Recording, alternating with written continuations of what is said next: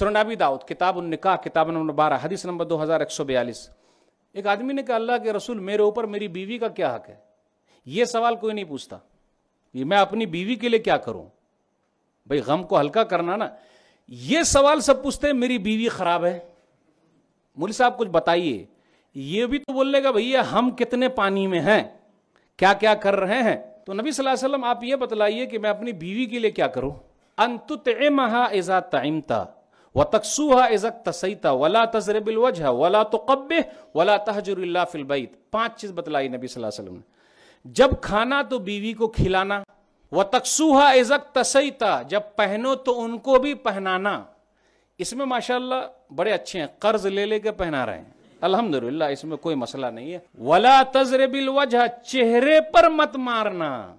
بہت سارے لوگ جہاں ٹینشن میں آئے اور اٹھایا اور دے دیا، مارنا ہی نہیں. نبی صلی اللہ علیہ وسلم نے کبھی بھی اپنی بیویوں کو نہیں مارا. چہرے کی بات تو دور ہے، مارا ہی نہیں. اب دیکھیے نبی صلی اللہ علیہ وسلم کے پاس کئی بیویاں تھیں، کتنے صبر کی ضرورت ہے.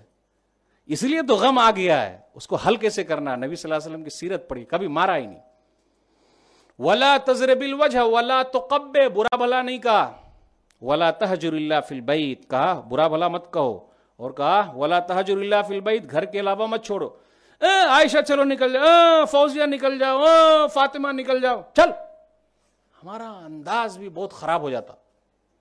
غصے میں جب آتے، غصہ اکیلے آتا ہے لیکن اپنے ساتھ نقصان لے کے جاتا ہے.